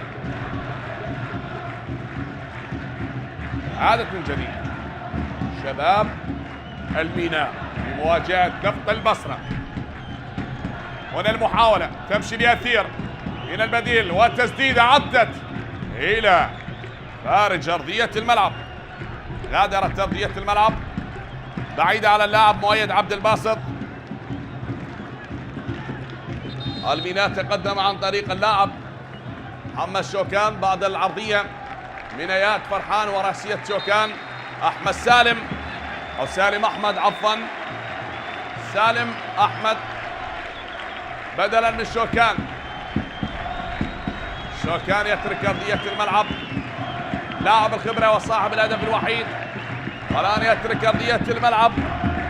سجل الهدف الاول والوحيد بالدقيقة 58، ويشرك المهاجم الاخر سالم احمد الاسمراني. هذا سالم حسب ما وصلتني الاخبار من سلالة آل نايف، آل فلاح، نايف فلاح ونواف ابن شقيقتهم، واحد من اللاعبين المميزين هذه العائلة التي امتدت جذورها مع كيان الميناء السفانة.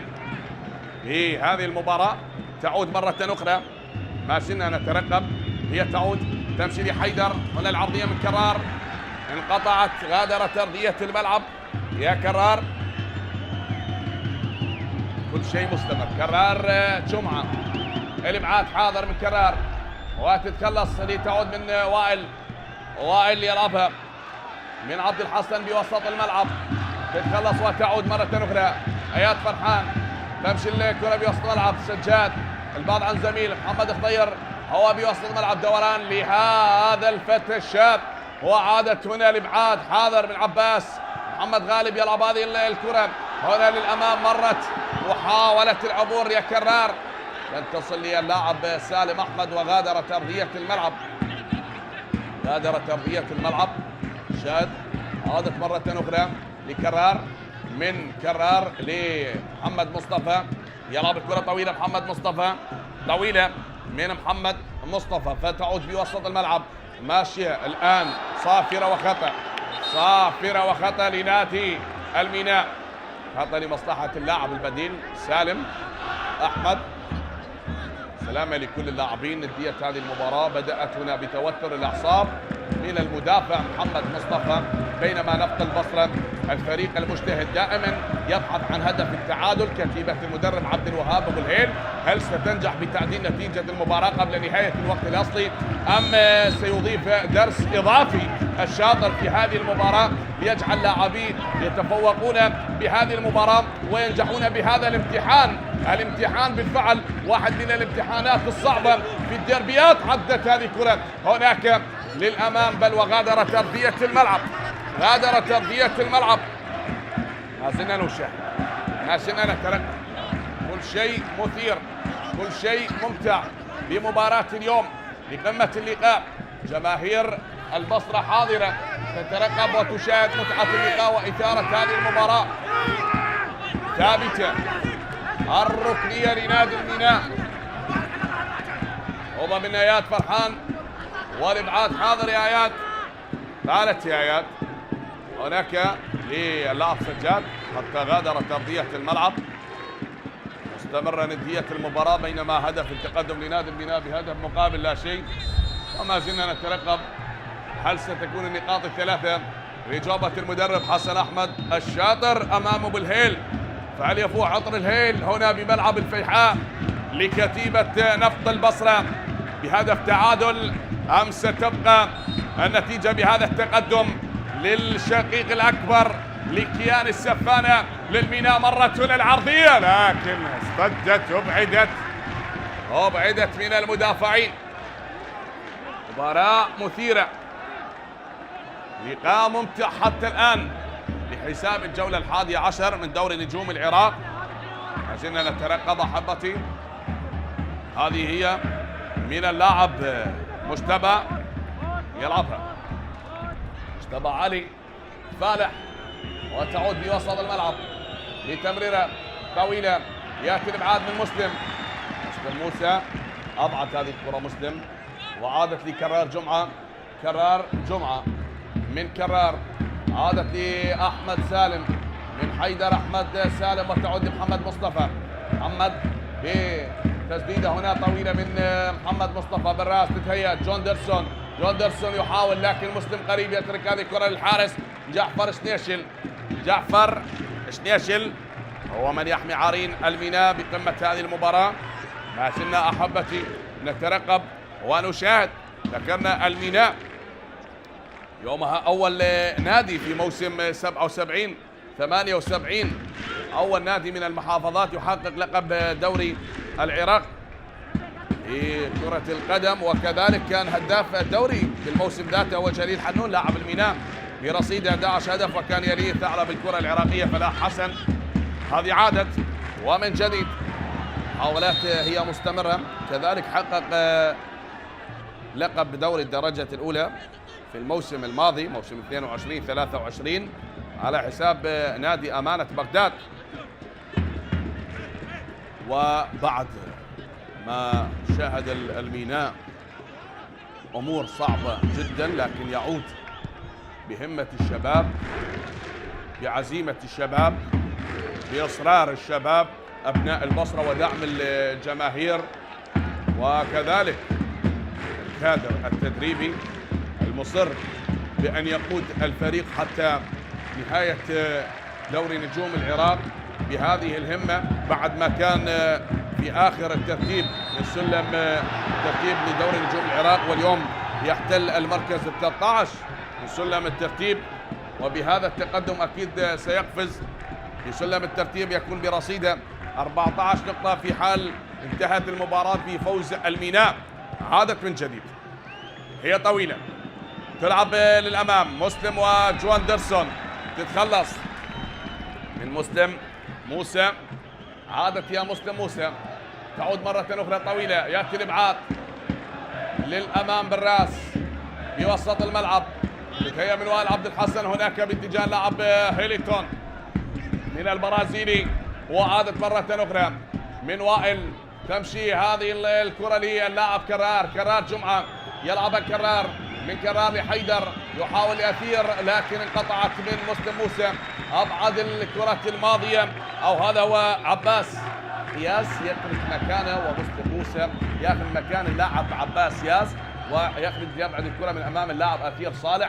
حتى الآن فهذه الكرة من اللاعب حيدر، محاولة من اللاعب حيدر أحمد سالم لكرار، كرار هو الماشي، هذه الكرة من كرار لأثير، يعيد الكرة أثير، هنا العرضية من وائل، يلعبها والإبعاد بوسط الملعب، هناك من جهة اليمنى سجاد، يحاول سجاد بأن يعدي، سجاد كان يمرر هذه الكرة لاتجاه اللاعب سالم، وصلت لسالم أحمد، شاهد لمسة هذا اللاعب هذا الشاب، فمرت يا سجاد لآيات فرحان، يتوغل يحاول المراوغة من سجاد، انقطعت وعدت بوسط الملعب، هنا تعود مرة أخرى لحيدر سالم، حيدر يلعبها بوسط الملعب لكرار، ماشية الآن لمحمد خضير باتجاه سجاد، هل تكون العرضية حاضرة من سجاد، والكرة بالراس مرت إلى خارج أرضية الملعب، بادرت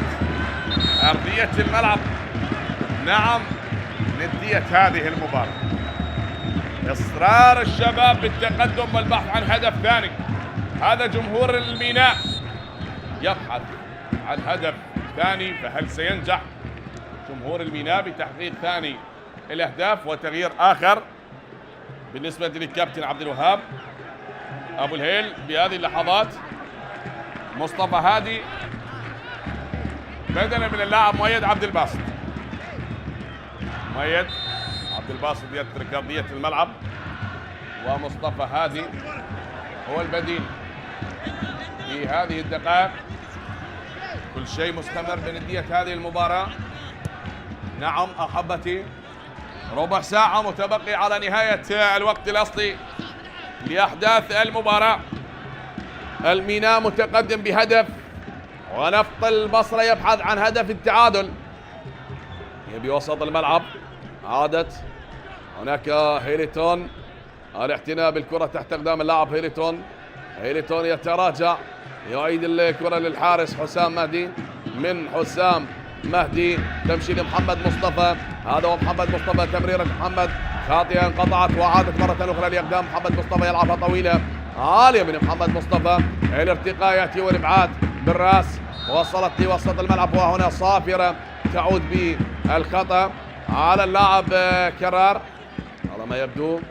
وعلى ما يبدو هناك تغيير آخر بالنسبة للكابتن حسن أحمد، يريد الحفاظ على نتيجة المباراة. هذا حيدر سالم بعد الكرة الماضية تدخل اللاعب كرار جمعة، وكانت صادرة حكم المباراة حاضرة على اللاعب كرار جمعة. تحدثنا بنتائج الفوز لنادي الميناء، وهنا أيضا على ما يبدو سيشرك اللاعب حميد علي. حميد علي اياد يترك ارضيه الملعب. اياد فرحان اللاعب اللي ساهم، اللي صنع الهدف الاول والوحيد في المباراه للاعب محمد شوكان. اياد فرحان يترك ارضيه الملعب، واشراك اللاعب حميد علي بهذه اللحظات مما تبقى من وقت المباراه. ما زالت المباراه مستمره بتقدم الميناء بهدف. وهنا الكرة العرضية وصلت لجواندرسون حتى تصل سالة الحارس جعفر شتيشن. من جعفر يصل سلامة اللاعب جواندرسون، وبعد التدخل بالكرة الماضية تستمر ندية المباراة بهذا الإصرار الكبير. 1 لنادي الميناء، لا شيء لنادي نفط البصرة. تعود مرة أخرى، هناك صافرة حيدر من حيدر أحمد جواندرسون بالجهة اليسرى، مستمرة ليثير يلعبها وتنقطع من محمد غالب حتى تمشي هناك باتجاه لاعب كرار، يلعبها من علاء، وصل السالة للحارس حسام مهدي. حسام مهدي لمحمد مصطفى، هذا هو محمد مصطفى. تعود يا محمد لمسلم موسى، يلعب هذه الكرة مسلم، فعدت الآن ماشية لكرار، لكن هنا تنقطع يا كرار جعفر، وعادت بوسط الملعب حيدر أحمد من حيدر أحمد سالم، واندرسون بوسط الملعب، عادت لحيدر مرة أخرى، يلعب هذه الكرة بتمريرة من حيدر أحمد، ولكن هنا الإبعاد تتخلص. غادرت ترضية الملعب، هذا عباس ياس هو من أبعد الكرة. عباس حيدر يلعبها من كرار لحيدر أحمد، لكرار التوغل بهذه الكرة، يعيدها للاعب حيدر أحمد سالم، عرضية حاضرة وصعود الإبعاد بالرأس، عادت بوسط الملعب وبتمريرة طويلة للأمام، هل تصل لسالم؟ يحاول بأن يخطف الكرة لكن قريبة، وصل السالة للحارس حسام مهدي حتى تعود هناك للمدافع هيليتون، يحاول هيليتون يمشي، يعدي هيليتون نعم بالبحث عن هدف لقمة هذه المباراة، لقمة هذا الصراع ما بين الميناء ونفط البصرة. عدت الآن ربما التعادل بهذه الكرة لكن تنقطع وتعود مرة أخرى بهذه جواندرسون، يسدد وإلى خارج أرضية الملعب. غادرت أرضية الملعب يا جواندرسون. جواندرسون سدد، شاهد هذه الإعادة بعد ما هياها اللاعب حسام جعد الله، وسدد جواندرسون ولكن إلى خارج أرضية الملعب. غادرت أرضية الملعب نعم. موسم 2010 يوم 10/1 فاز نفط البصرة 1-0، يوم سجل اللاعب أحمد حسن الهدف الوحيد بتلك المباراة. كذلك في موسم 2013 المباراة التي انتهت ب4 أهداف مقابل 3 أهداف لمصلحة نفط البصرة بتلك المباراة، يوم سجل اللاعب باسم علي هدفين، وحسام مالك سجل هدف، وسجاد حسين سجل هدف، بينما لنادي الميناء سجل ناصر طلاع وعلي حصني وحسن أحمود. تلك المباراة محاولة العبور، لا لا لا لا، بعيد، هذه بعيد، غادرت أرضية الملعب. واحدة من أكبر النتائج التي جمعت الفريقين، وفوز نفط البصرة ب4 أهداف مقابل 3 أهداف تلك المباراة بموسم 2013. كذلك في مباراة الإياب 2-0 لنفط البصرة يوم 24/7 سجل محمد دعاس ومؤيد العجان في تلك المباراة. وأيضا في موسم 2016 1-0 يومها سجل اللاعب يحيى آدومو الهدف الوحيد بتلك المباراة لنادي نفط البصرة. اللاعب اللي أيضا هناك صافرة وخطأ اللي سجل في شباك الفريقين هو اللاعب ناصر طلاع عندما مثل نفط البصرة ومثل الميناء. لازلنا نترقب أيضا آخر مواجهة جمعت الفريقين رسمية في الدوري كانت موسم 2018 24/1 انتهت بهدف مقابل لا شيء يوم سجل اللاعب بابا موسى الهدف الوحيد في تلك المباراة لنادي نفط البصرة. خلال 26 مواجهة جمعت الفريقين شهدت هذه المواجهات تسجيل 46 هدف، سجل الميناء 25 هدف منها. سالم يحاول العبور بهذه الكرة والتسديدة بسالم، تسديدة رائعة يا سالم، كادت أن تسلم على شباك الحارس حسام مهدي بهدف ثاني، وسدد من مكان بعيد سالم أحمد. سالم برافو لهذا اللاعب، سدد من مكان بعيد وكاد أن يضيف هدف ثاني في المباراة لنادي الميناء، لكن هناك حسام مهدي يتصدى ببراعة ويمنع سالم من التسجيل. عادت طويلة تلعب للأمام، تتخلص، هنا نقلة أمامية بوسط الملعب.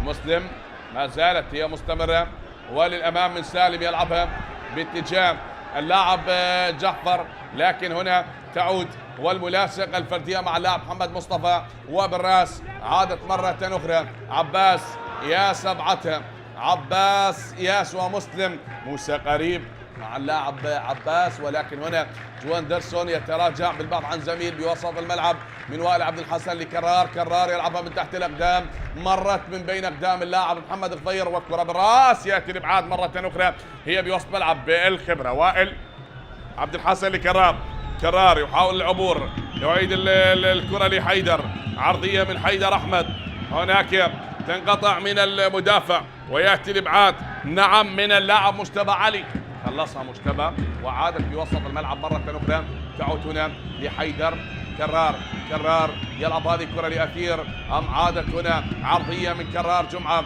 والإبعاد يأتي بالراس مرة أخرى، محاولة لنادي نفط البصرة تتهيأ، هذا هو اللاعب كرار من حيدر أحمد وتتخلص مرة أخرى، أبعدت هناك من حميد علي اللاعب البديل، شتت الكرة، عادت بوسط الملعب لنادي نفط البصرة، تلعب طويلة، هل تصل لمنطقة 18 وما زالت محاولات الغضب الأحمر بالضغط على دفاعات الميناء للبحث عن هدف التعادل قبل نهاية المباراة وقبل نهاية الوقت الأصلي، فمرت الكرة بالراس تنقطع، عادت من جديد هي قريبة الآن، وصلت لأقدام اللاعب كرار، جعفر يلعبها أمامية هناك باتجاه سجاد، لا طالت بعيدة، سجاد وحسام يترك هذه الكرة تغادر أرضية الملعب، حسام يترك هذه الكرة تغادر أرضية الملعب.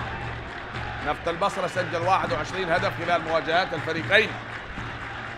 آخر مواجهة كانت في استعداد أندية العراق بعام 2019، اجتمع نفط البصرة في مباراة أمام الميناء وانتهت بالتعادل سلبا من دون أهداف. هل يحقق الانتصار التاسع خلال تاريخ اللقاءات من خلال مباراة اليوم؟ نفط البصرة نترقب أحبتي، هنا البطاقة الصفراء تشهر من حكم المباراة،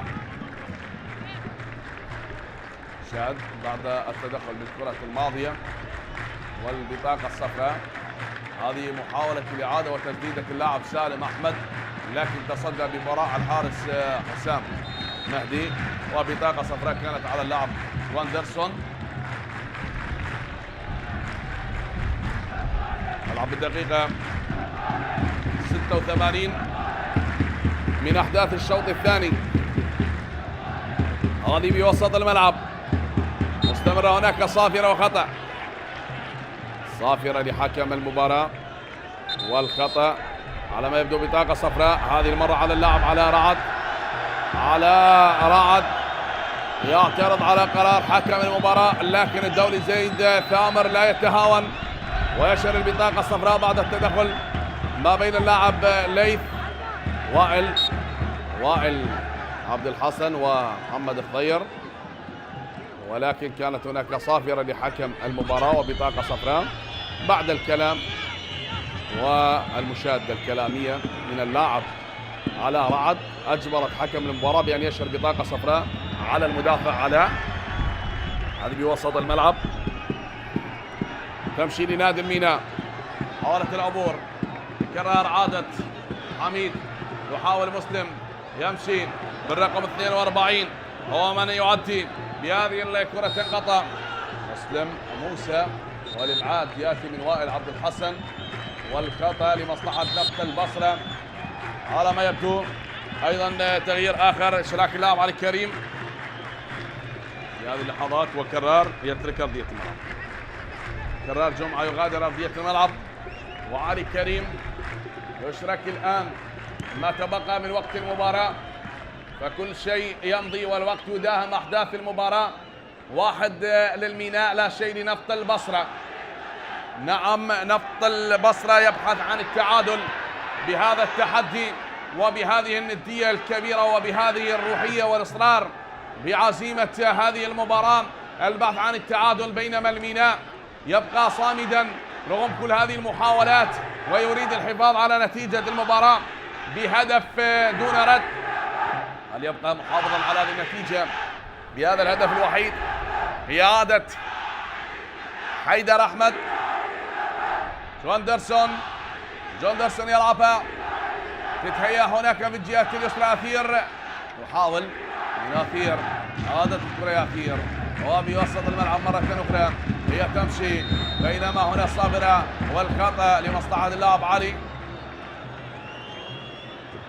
حيدر أم علي كريم بعد التدخل بالكرة الماضية، بينما بين اللاعب سالم أحمد، حيدر أحمد سالم، والخطأ هنا بمكان خطير لمصلحة نفط البصرة، يبحثون عن التعادل هنا في الدقيقة 89. هل ينجح نفط البصرة ويعدل نتيجة المباراة قبل نهاية الوقت الأصلي؟ هل يتقاسمون نقاط هذه المباراة أبناء البصرة وبملعب الفيحاء؟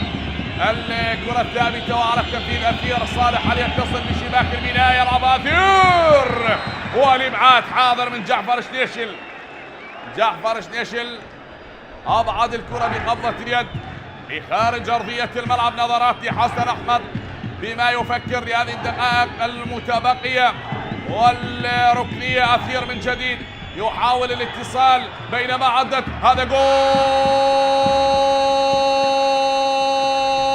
والتعادل. نعم، يعدل نتيجة المباراة على رعد، على رعد. حبايب البصرة، حبايب البصرة، حبايب نفط البصرة يعدل نتيجة المباراة في الوقت القاتل عن طريق على رعد. شاهد هذه العادة بالراس، مرت ووصلت لأقدام اللاعب على رعد، وضعها في الزاوية البعيدة، خادعت المدافعين وجاءت بهدف التعادل من على رعد. يتقاسمون نقاط هذه المباراة باللحظات الأخيرة بعد المحاولات التي استمرت من الميناء، استمرت بالتقدم، استمرت وبقي صامدا حتى الدقيقة 90، وبعدها على رعد لن يحتفل واعتذر من الجماهير بعد تسجيله لهدف التعادل.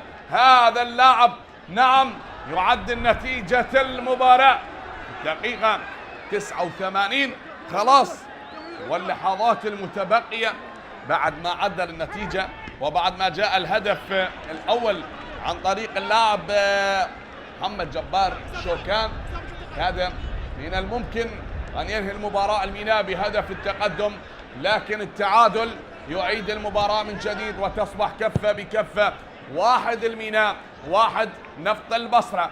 هذه تعود 3 دقائق ووقت إضافي لنهاية المباراة لحساب الجولة 11 من دوري نجوم العراق. في وسط الملعب هنا العرضية وصلت، هل تنقلب الأمور من جديد وتكون لمصلحة الميناء بهدف ثاني أم يأتي الثاني للبصرة؟ الثاني نفط البصرة والإبعاد حاضر تتخلص. لتعود بوسط الملعب مرة أخرى محمد مصطفى، محاولة وتسديدة من مكان بعيد ارتدت، ربما في هذه الكرة كرار جعفر يحاول العبور كرار لمحمد الخضير يلعبها أمامية، مرت من محمد، هل تصل هناك لسالم وصافرة حكم المباراة. والخطأ الآن بهذا المكان.